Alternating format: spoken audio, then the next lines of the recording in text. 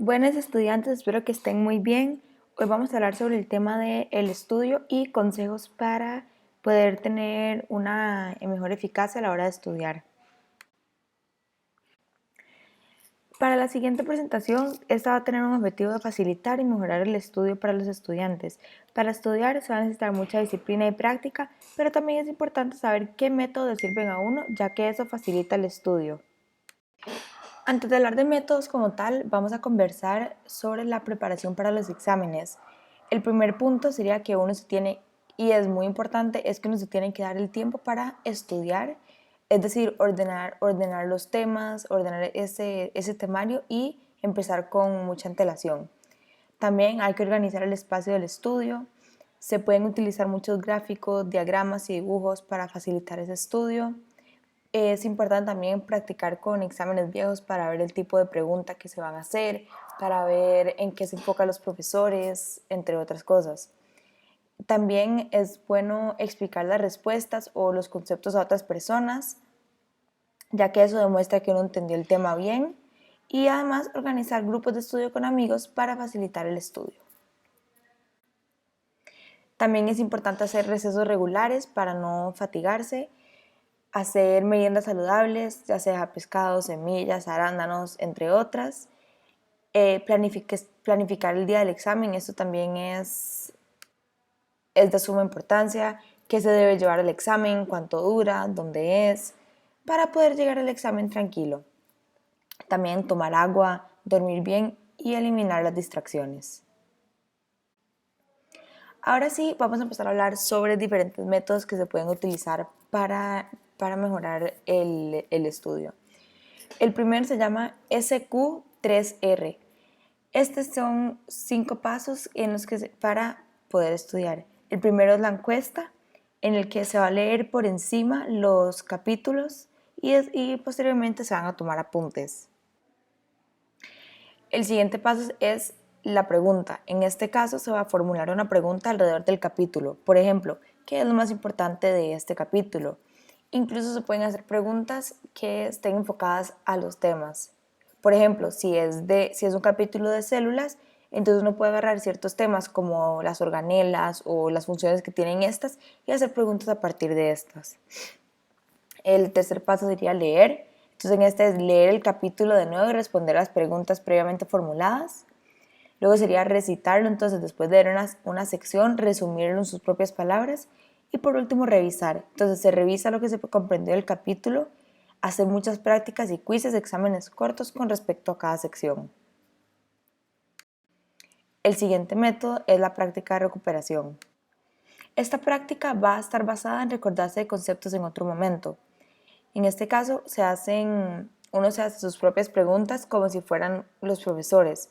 Se piensan en preguntas que podrían estar en el examen y si se hace en un grupo de estudio se pueden hacer preguntas entre todos y intercambiarse estas preguntas. El siguiente método es la práctica espaciada. Esta práctica hace que sea más fácil recordarse de la información conforme pase el tiempo, que esto es muy importante. El horario que está en esta diapositiva es un ejemplo, pero es importante crear un sistema que les funcione y que se acomode a sus horas de estudio. Por esto es que previamente había hablado sobre una organización y de empezar a estudiar con tiempo. Entonces, por ejemplo, esto sería que uno el primer día aprende el material en la clase, al segundo día se repasa, al tercer día también se repasa, y luego que pase una semana se repasa y después de las 2 semanas se vuelve a repasar. De esta forma entonces uno se va recordando de la información con más tiempo.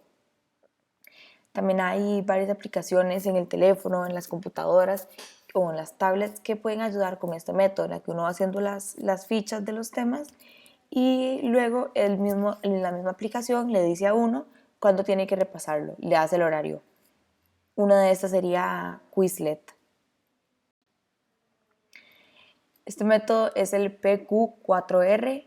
En este va a ser importante la anticipación, que va a permitir tener una idea general sobre el tema que se va a estudiar. Entonces se lee por encima los títulos, las secciones, las notas, etc.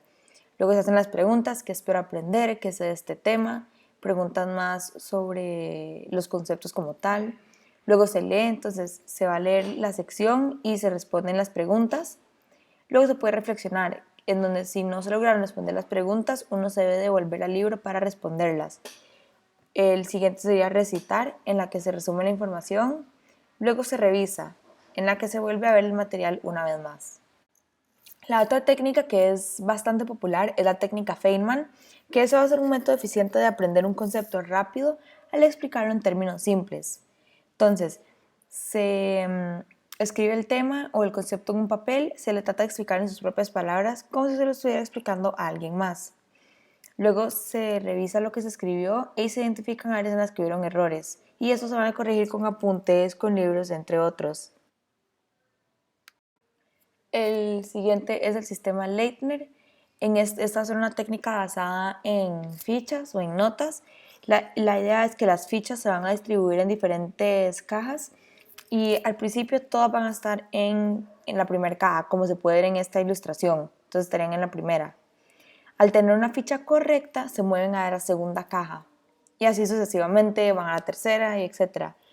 Un ejemplo de cómo, y disculpen, me adelanté, cuando uno saca, digamos, una ficha de la caja 2 que la había tenido correcta, pero no lo responde bien, entonces se debe devolver esa ficha a la caja 1 y así sucesivamente.